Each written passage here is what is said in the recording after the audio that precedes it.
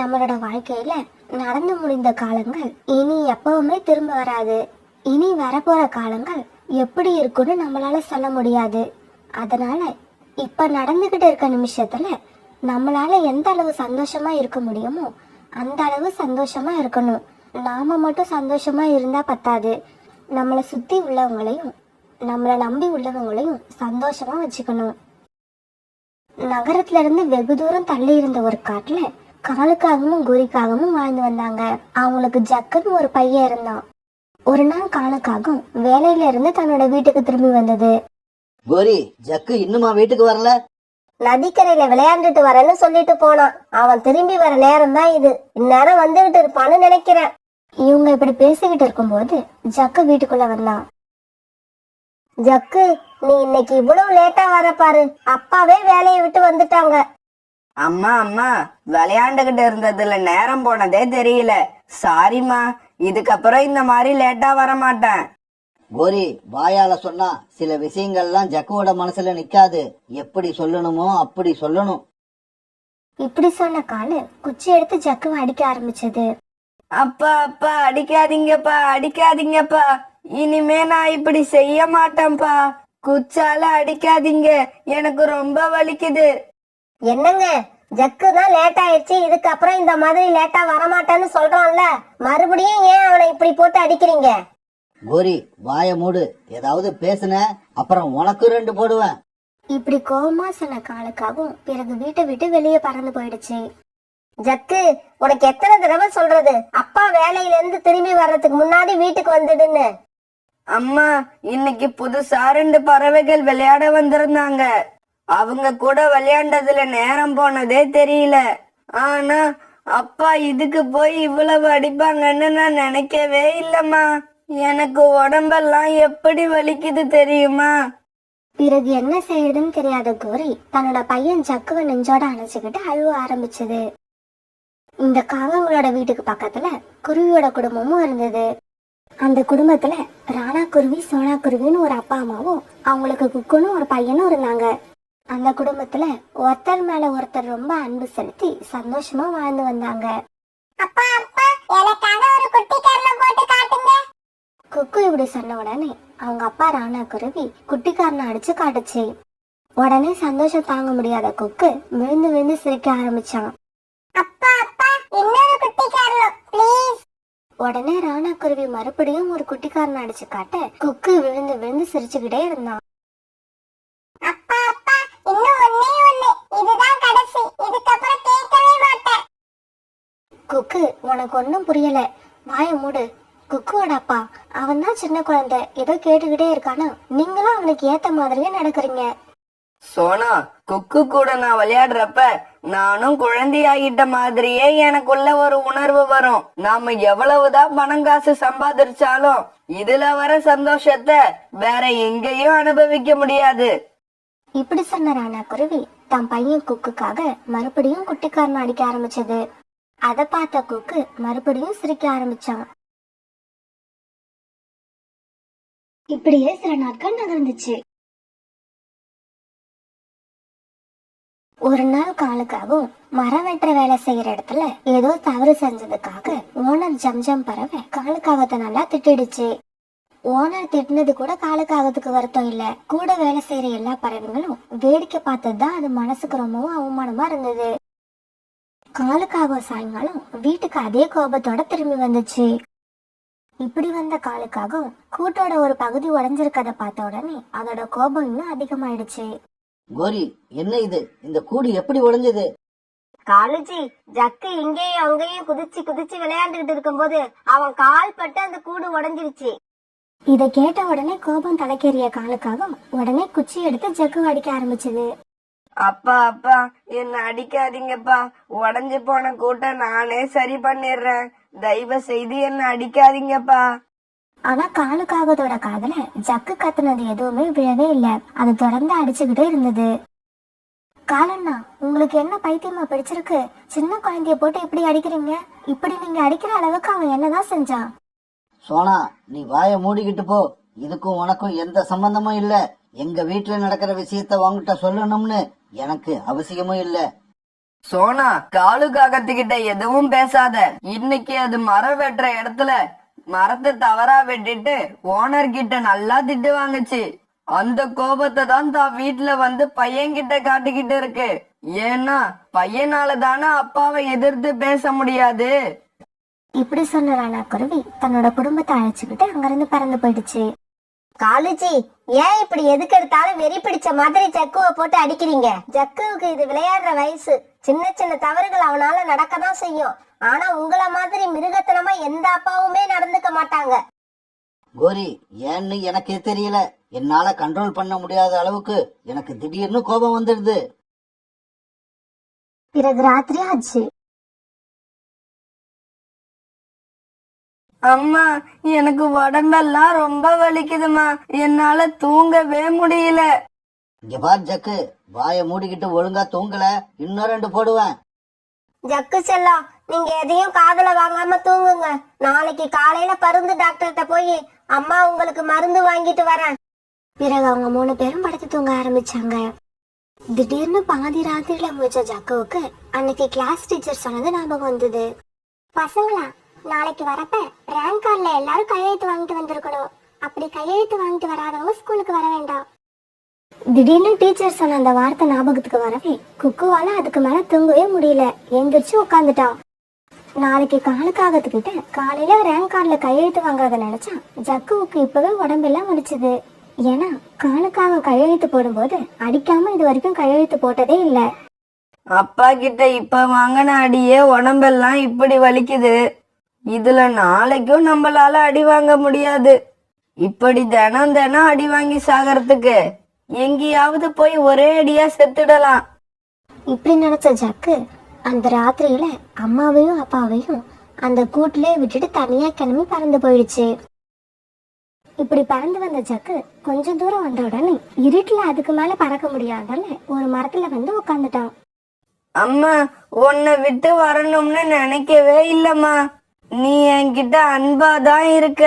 இருந்தாலும் எனக்கு வேற வழி இல்ல. அப்பா அடிக்கும் போது ஒரு நாளும் உன்னால என்னை காப்பாத்த முடியல. இதுக்கு மேலயும் என்னால அப்பா கிட்ட அடி வாங்க முடியாதுமா. உன்கிட்ட சொல்லாம வந்ததுக்காக என்ன மன்னிச்சிடு.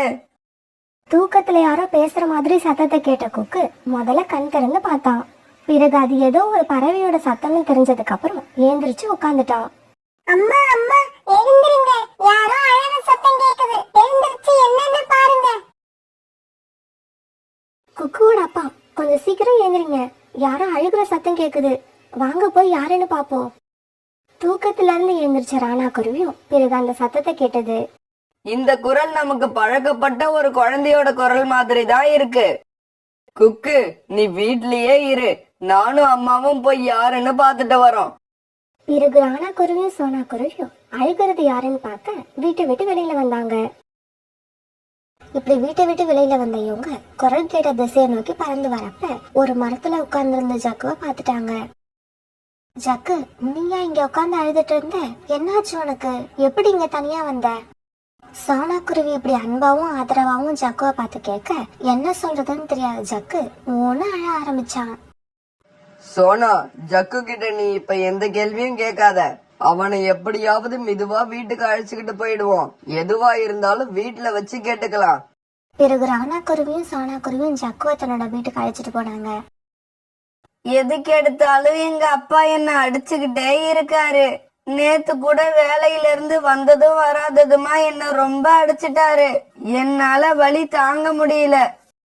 ஜக்கு, உங்க அப்பா செஞ்சதெல்லாம் தப்புதான், நான் ஒத்துக்கிறேன். இருந்தாலும் அதுக்காக இந்த ராத்திரியில நீ வீட்டை விட்டு எப்படி கிளம்பி வருவ? வேற வழி இல்ல சோனா ஆண்டி. ஏன்னா இன்னைக்கு ரேங்க் கார்டுல வேற கையெழுத்து வாங்கிக்கிட்டு போகணும். நான் ஒரு சப்ஜெக்ட்ல ஃபெயில்.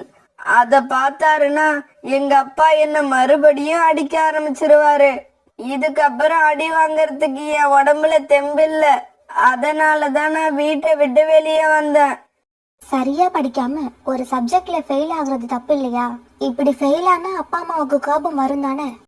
ஆன்டி, மேக்ஸ் சப்ஜெக்ட் எனக்கு புரியவே இல்ல. இத நான் அம்மா அப்பா கிட்ட ஏற்கனவே சொல்லிட்டேன். இருந்தாலும் எனக்கு அத புரிய வைக்கணுங்கிற எண்ணத்தை விட என்ன அடிக்கிறதுல தான் ரொம்ப ஆர்வமா இருக்காங்க. சரி, இனிமே உன்னோட மேக்ஸ் பயத்தை விட்டு தள்ளு. அத ஆண்டி பாத்துக்கிறேன். இப்ப குக்கு பக்கத்துல போய் படுத்து நிம்மதியா தூங்கு. ஆன்ட்டி, நான் இங்க இருக்கிற விஷயம் எங்க அப்பாவுக்கு தெரிஞ்சா என்ன உயிரோடவே விட மாட்டாரு, அடிச்சே கொன்னுடுவாரு. ஜக்கு, இதுக்கப்புறம் உங்க அப்பா உன்னை அடிக்க மாட்டாரு, அதுக்கு நாங்க பொறுப்பு. சோனா குருவி இப்படி சொன்னதுக்கு அப்புறம் தான் ஜக்கு குக்கு கூட படுத்து நிம்மதியா தூங்கினான். மறுநாள் பொழுது விடிஞ்சிச்சு. காலுஜி, எழுந்திருங்க. நம்ம பையன் ஜக்குவ கூட்டுல காணோம். எங்க போனானே தெரியல. என்னது, ஜக்குவை காணுமா? இந்த ராத்திரியில அவன் எங்க போயிருப்பான்? அவன் படுத்து தூங்கிக்கிட்டு இருந்ததை தான் நான் பார்த்தனே. அவன் எங்க தூங்கனா? நான் தூங்குற வரைக்கும் அவனோட அழுக சத்தம் எனக்கு கேட்டுக்கிட்டே தான் இருந்தது. சாதாரண சின்ன சின்ன தப்புக்கெல்லாம் என் பையனை போட்டு இப்படி அடிச்சு அவன் இப்ப எங்க போனானே தெரியல. ஆனா ஒண்ணு மட்டும் என்னால நிச்சயம் சொல்ல முடியும், அவன் உங்களோட அடிக்கு பயந்துகிட்டு தான் எங்கேயோ ஓடிட்டான். ஜக்கு, நீ இப்படி பண்ணுவன்னு நான் நினைக்கவே இல்லை. நான் செஞ்சதெல்லாம் உன்னோட மனசை இந்த அளவு பாதிக்கும்னு தெரிஞ்சிருந்தா உன்னை நான் அடிச்சிருக்கவே மாட்டேன். ஜக்கு, அப்பாவும் உன் மேல அன்பு தாண்டா வச்சிருக்கேன். ஆனா உன்னாலதான் அதை புரிஞ்சுக்க முடியல. காலுஜி, சீக்கிரமா கிளம்புங்க. மலை பக்கம் போய் பாப்போம். கடவுளே, என் பையன் ஜக்கு அந்த பக்கம் போயிருக்க கூடாது. அங்க இரக்கமே இல்லாத கழுகுகள் நிறைய வாழுது. கோரி, அப்படியெல்லாம் எதுவும் நினைக்காத. நம்ம ஜக்குவுக்கு எதுவும் ஆகாது. அப்படி ஏதாவது உனக்கு நடந்துருச்சுன்னா அதுக்கப்புறம் இந்த காலுவையும் நீ உயிரோட பார்க்க முடியாது. பிறகு காலுக்காகவும் கோரிக்காகவும் தங்களுடைய பையன் ஜக்குவை தேடி பறந்து போனாங்க. இப்படி போன இவங்க ராணா குருவியும் சோனா குருவியும் தன்னோட வீட்டு வாசல்ல உட்கார்ந்துருக்கத பார்த்துட்டு அவங்க கிட்ட போனாங்க. சோனா, என்னோட பையன் ஜக்கு ராத்திரில இருந்து காணும்.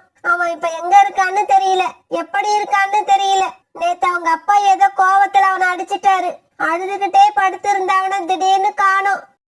காலண்ணா, சின்ன குழந்தைய தேவையில்லாம இப்படி போட்டு அடிக்காதீங்கன்னு நான் சொன்னப்ப உங்களுக்கு ரொம்ப கோபம் வந்துச்சுல்ல, அப்ப மட்டும் கொஞ்சம் நீங்க யோசிச்சிருந்தா இப்ப இந்த மாதிரி அழுதுகிட்டு இங்க வந்து நிக்கணுங்கிற அவசியம் உங்களுக்கு வந்திருக்காது. சோனா, நான் செஞ்ச தப்பு என்னன்னு என்னால நல்லா உணர முடியுது. சின்ன சின்ன விஷயத்துக்கெல்லாம் நான் ஜக்கு கிட்ட ரொம்பவும் கொடூரமா நடந்துகிட்டேன். ஆனா இப்ப மட்டும் என்னோட பையன் எனக்கு உயிரோட கிடைச்சிட்டான்னா சத்தியமா அதுக்கப்புறம் அவனை அடிக்கவே மாட்டேன். அவன் தவறு பண்ணியிருந்தா கூட அதை நான் அவனுக்கு புரிய வைக்கதான் முயற்சி பண்ணுவேன். கண்டிப்பா அடிக்க மாட்டேன். அவங்கிட்ட ஒரு அப்பா எப்படி அன்பா நடந்துக்கணுமோ அந்த மாதிரி தான் நடந்துப்பேன். காலண்ணா, குழந்தைய காணுங்கிற பயத்துல இப்ப இந்த மாதிரி பேசுறீங்க. ஆனா மறுபடியும் அவன் கிடைச்சா கூட நீங்க பழையபடிதான் அவன் கிட்ட மிருகத்தனமா நடந்துப்பீங்க. இல்ல சோனா, இல்ல. நான் மனசு ரொம்பவும் வந்து சொல்றேன். நான் இது வரைக்கும் அவங்கிட்ட ஒரு நாள் கூட அன்பா விளையாண்டதே இல்லை. அதெல்லாம் எவ்வளவு பெரிய தப்புன்னு எனக்கு இப்பதான் தெரியுது. இதுக்கப்புறம் நான் அவனை அடிப்பங்கிற பேச்சுக்கே இடம் இல்லை. நீங்க இப்ப சொல்றது எல்லாம் ஒரு கால் உண்மையா இருந்தா ஜக்கு இப்ப எங்க இருக்கான்னு நான் உங்களுக்கு சொல்லுவேன். சோனா, ஜக்கு மேல நான் வச்சிருக்க பாசத்தை இன்னும் நீ புரிஞ்சுக்கல. நான் சத்தியமா சொல்றேன், இப்ப நான் சொன்னது எல்லாமே உண்மை. நேரத்தை வளர்த்தாம சீக்கிரமா என் பையன் ஜக்கு எங்க இருக்காங்கிற உண்மையை சொல்லு. குழந்தைங்க கிட்ட கண்டிப்பு காட்டுறதோட மட்டும் அப்பாவோட கடமை முடிஞ்சு போயிடாது. கண்டிப்பு கூடவே அன்பையும் காட்டுறது அப்பாவோட கடமைன்னு இப்ப நான் நல்லா புரிஞ்சுக்கிட்டேன். காலுக்காக இப்படி சொல்லி அழுததுக்கு அப்புறம் சோனா குருவியும் ராணா குருவியும் வீட்டுக்குள்ள இருந்த ஜக்குவை வெளியே அழைச்சிட்டு வந்தாங்க. தன்னோட அப்பா அழுதுகிட்டு இருக்கத பார்த்து ஜக்கு ஓடி போய் அப்பா நெஞ்சோட சாஞ்சுக்கிட்டான். அப்பா, அழாதீங்கப்பா, ப்ளீஸ் அழாதீங்க. இது வரைக்கும் நீங்க அழுது நான் பார்த்ததே இல்ல. இதுக்கப்புறமும் நீங்க அழறத நான் பார்க்க கூடாது. என்ன நீங்க அடிக்கணும்னு ஆசைப்பட்டா கூட அடிச்சிருங்கப்பா. ஆனா கையால அடிங்க, அந்த குச்சியை எடுத்து அடிக்காதீங்கப்பா, எனக்கு ரொம்ப வலிக்குது. ஜக்கு இப்படி சொல்லிட்டு அழுததை பார்த்த காலுக்காகத்துக்கு ரொம்பவும் அவமானமா இருந்தது. தன்னை நினைச்சு தானே வெக்கப்பட்டது. அதுக்கப்புறம் சோனா குருவி குக்குவோட சேர்ந்து ஜக்குவுக்கும் கணக்கு பாடம் சொல்லி கொடுக்க ஆரம்பிச்சது. குக்கு ஜக்கு ரெண்டு பேருமே ரொம்ப ஆவலா கணக்கு பாடத்தை கத்துக்கிட்டாங்க. குக்கு, நேத்து நான் உங்க ஸ்கூலுக்கு வந்திருந்தேன். அங்க உங்க மேக்ஸ் டீச்சரையும் பார்த்தேன். நடந்து முடிஞ்ச மிட்டம் டெஸ்ட்ல உன்னோட மார்க் என்ன தெரியுமா? 98, கிளாஸ் செகண்ட். அப்படியாம்மா, எனக்கு ரொம்ப சந்தோஷமா இருக்கு. ஆமா, கிளாஸ் ஃபர்ஸ்ட் யாருமா? அது வேற யாரும் இல்லடா குக்கு, நம்ம ஜக்கு தான் 100 மார்க். அதுக்கப்புறம் காலுக்காகத்தோட குடும்பம் கூட சோனா குருவி குடும்பம் மாதிரி ரொம்பவும் சந்தோஷமா வாழ ஆரம்பிச்சாங்க.